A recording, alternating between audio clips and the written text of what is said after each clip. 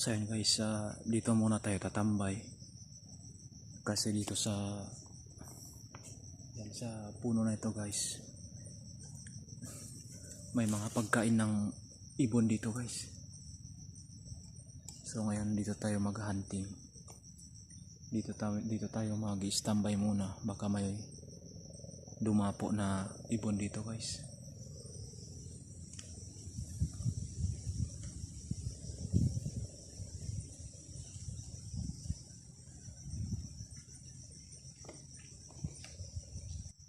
So yun guys, lilipat kami ng pwesto. Pupuntahan namin yung yan guys. So kung nakikita nyo, kung kita din sa video, yan guys, yun, ang daming ibon dun. So pupuntahan natin guys. So lilipat tayo ng pwesto dahil wala nang dumapo dito na hindi na dumapo dito yung ibon. So kanina guys, yung pagpunta natin dito, biglang lumipad. Nakita tayo sa kalayuan. So lumipad siya. So dito tayo hinintay natin dito, kaso lang hindi na bumalik. So lilipat tayo guys, doon tayo sa kabila, doon sa may malaking puno na yon. Kasi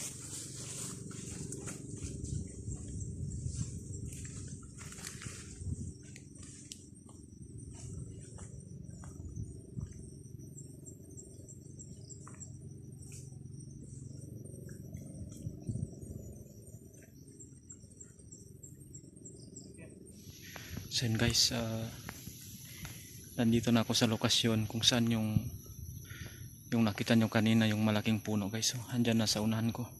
So ngayon pupuntahan natin siya guys. Doon tayo sisilong doon sa mismong sa baba ng puno ng kahoy. Doon tayo sisilong, tapos doon tayo mag-aabang, baka may pumuntang malaking ibon doon mga guys.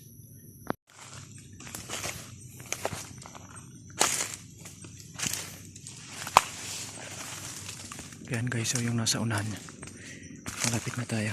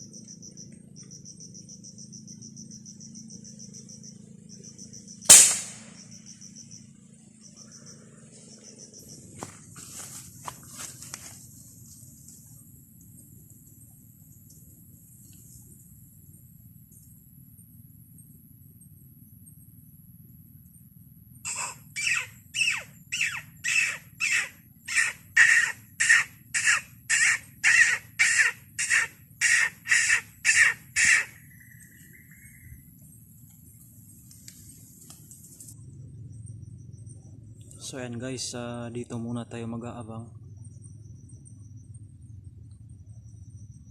Baka mamaya may dumapo doon guys sa mataas na puno ng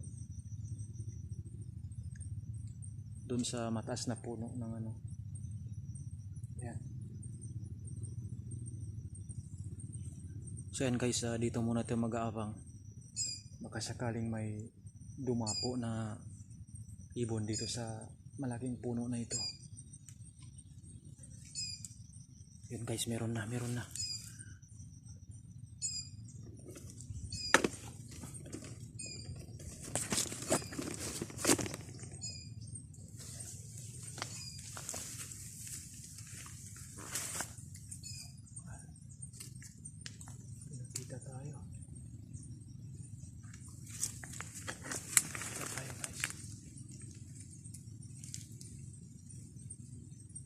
lumipad.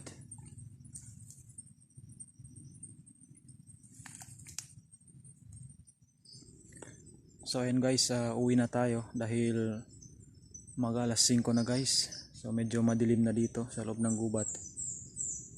So ayan guys, bukya tayo ngayong araw. Baka sa susunod na paghahunting natin makakakuha na tayo guys. So wala la tayong na tiyempuhan na dumapo sa malapit guys. Merong kanina, kaso lang napakataas, malayo, kaya hindi natamaan. So ayan guys, kung umabot ka dito sa punto dito sa video na to, so hinihingi ko yung suporta mo guys sa pamamagitan ng pag-subscribe sa ating YouTube channel guys. So hanggang dito na lang guys, maraming salamat sa panonood at suporta ninyo.